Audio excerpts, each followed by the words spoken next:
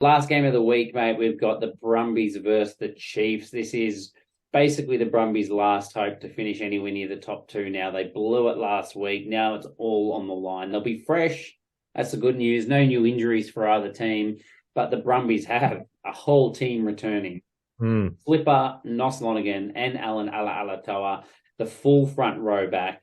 They're going to have Nick Frost partnering any one of their other good locks. I'd suggest maybe Darcy Swain on current form, and we just haven't seen anything of Caden Neville, I feel, for a couple of weeks now. Yeah, but MIA.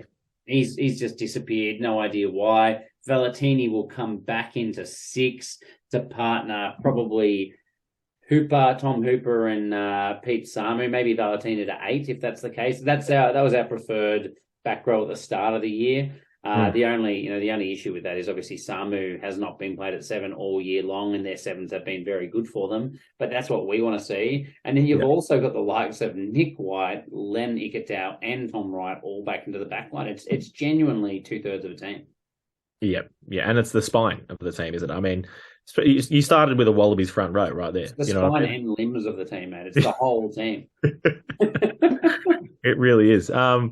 And the Chiefs, not quite the whole spine of a team, but they've got 2 forwards coming back. Josh Lloyd from a concussion and Samipeni Finau from a concussion and the world's biggest game that he had a few weeks ago. God, he had a big game. The Brumbies in this one. So, look, I mean, you nailed it, really. They've got a whole team coming back. We think with now all the players that are available, they pretty much all pick themselves. It will be interesting to see if they do roll out what you suggested there in that Hooper 6, Samu 7, Valentini 8 that we think is the strongest. But I think we've yet to see. I mean, Tom Hooper had a great game by all accounts. I actually haven't watched the whole game, but has he done enough to really just take the starting jersey in the Brumbies? Do you think? No, I don't think he's done enough to take the jersey. I think everyone that's played in that back row for the Brumbies have been excellent. I think the reason that we want to see him there is because last year his performance was so good that we see him as a long-term option for the Wallabies at 6. He's got that much potential. So if he's back to his best, which I think he took a big step in that direction last week, then that's probably their best chance of winning the competition. But equally, I could see that he's a great bench option that can cover so many positions for them as well. Samu, the only question would be, he was one of the few guys that started last week, but I think he did have a rest about 3 weeks ago as well. So they've got a lot of options. They've got a lot of rested, fresh players now. Hooper coming back into his own. It's going to be very interesting to see what they do. My gut feel is Hooper's going to slide back into the bench and they're going to pick one of their, Rory Scott or Jerome Brown at 7, just purely because that's been how they've been playing it all year. But I hope it's not the case. I hope they have a crack and do something new. Yep, fair. I think one of the real strengths of the Brumbies in this game that they're going to really attack is going to be the line out. I mean, they have this absolutely awesome line out, the Brumbies, and with the likes of Swain, Frost, Hooper, all on the paddock, if they do get them all out there, or even just Swain and Frost, and Valentini jump sometimes, things like that. Real strength of the Brumbies. So I think that's somewhere they're going to look to not only push their will, but also to compete and really attack the Chiefs line out there.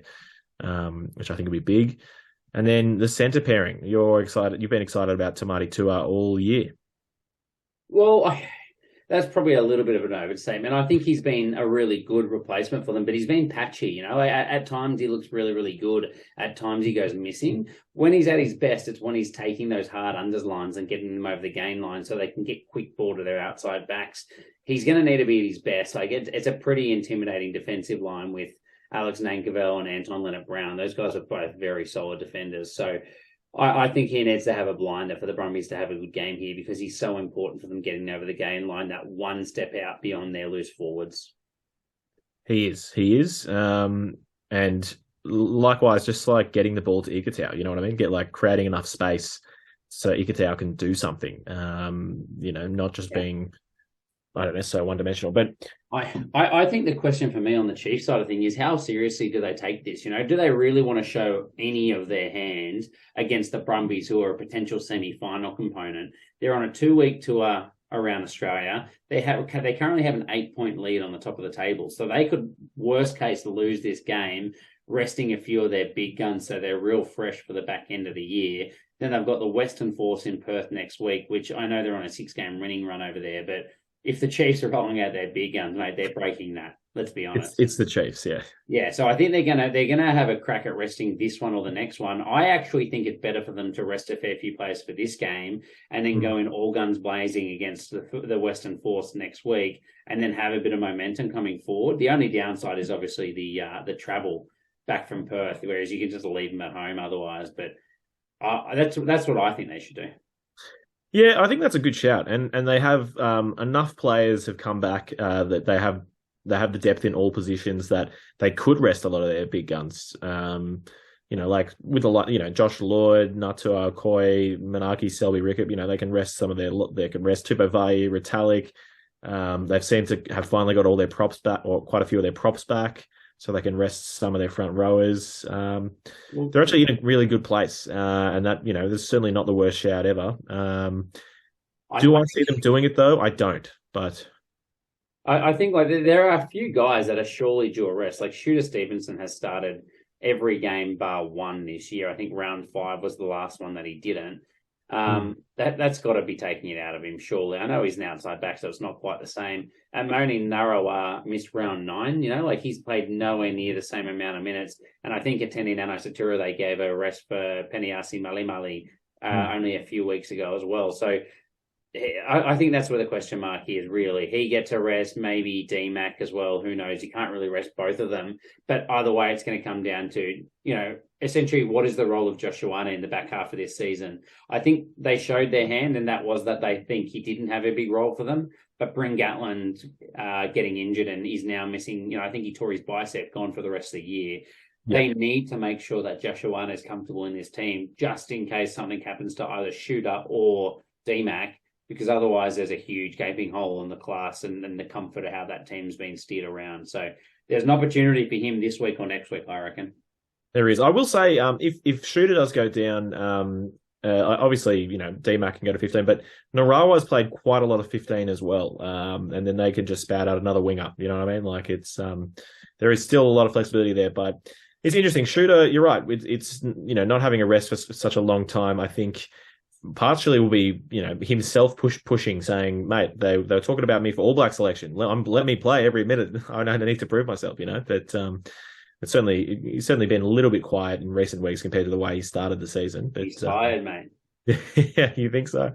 So yeah, I think in this game, set piece is going to be enormous. You're going up against the Brumbies in Canberra, and it's a bloody set piece town, mate. It's scrums and lineouts, it's rolling mauls. So you're going to have to defend those. And yeah, the Chiefs, it'll be interesting to see what pack they roll out, because they are coming up against the cream of the crop. The Brumbies have saved their best for this game. So yeah, I'm not sure. I mean, we've asked the question many times before, who can stop the Brumbies rolling maul? The answer is no one. Will the Chiefs try? I don't know if that's true anymore. You reckon? Yeah, I reckon what's going to happen is Brody Retallick's going to partner one of the other blokes, Arkoi or Josh Lord would be where my money is. Tupo Vai has had a huge few weeks, had a blinder scoring a double last week. I think he deserves a rest. I think it's, again, since early season, round 5 or something, since he had a rest. So I reckon you'll see someone come in for him. Otherwise, I think they're going to run out their top front row. They're just going to try and run them down. Samasoni Takiaho, you talked about who can stop the Brumbies rolling maul. Well, Samasoni Takiaho is a maul in his own. So if anyone can, it's probably him. But I'd probably give the slight edge there to the Chiefs in their scrum, to be honest. And there's a lot of firepower there for the Chefs to try and get up and contest that rolling maul. So unless it's a 5-metre line, then I think they might just try and pinch a bit of it. And that's probably their best chance of stealing it, stopping that attacking platform. That's fair. Now, look, for mine, I just think in this game, I mean, it is going to be all about set piece, but I just think the Chiefs' outside backs are going to have too much fire. You've got the likes of the Narawa, Stevenson, and Nano Saturo coming at Toole and Muirhead, and I just think that's going to be too much class. The Chiefs, if they can get some front foot ball, if the Brumbies don't really slow down the ball enough at the breakdown, the Chiefs are just so hard to stop. There's no team in the comp that can attack like them at the pace and exert that much pressure. I think the Chiefs are going to be too much. So whether or not they rest players or not, I just think they've got too many weapons. So I'm going to tip in this one the Chiefs to take the Brumbies at home, but not by heaps. I'm going to take the Chiefs by. I don't know. I feel like I should let Harry go first, actually, for once. But no, I'm already there. I'll go first. That's right. Okay. I think you asked the question, can the Brumbies slow down the ball? That is the thing that the Brumbies are the best in the competition with. They played I thought the only similar matchup for them was maybe versus the Hurricanes when they had Rayasi and the Basel Kininaholo. I can't remember which two of their massive three wingers they ran out. And they didn't score any tries in the outside backs, not Morby either. All their tries were Artie Sevilla, Cam Roygard, Aidan Morgan. It was all in tight because the ball was just not fast enough. So I think that's absolutely the tactic. It's just Jesus Christ, don't let them get it out to those freaks of nature. But it means that you're going to have big games from the likes of DMAC and maybe like an ALB or something like that. I think I'm going to tip the Brums. I just think it's going to mean more to them than the Chiefs. And I think that the Chiefs might hold a few of the cards closer to their chest. So because of that, I'm going to go the Brums by like 3 points. They'll do it tough against a slightly undermanned Chiefs side to me. All right. Well, you've reined in my Chiefs tip. I'm going to say the Chiefs by 3 as well. I'm just going to go the other way. Where were you going to go, mate? Tell me. Look, not heaps more, but I was going to go maybe Chiefs by 6 or 7, but you've brought it back down to 3. So right, okay, I've done well. Go the Brums. Very good.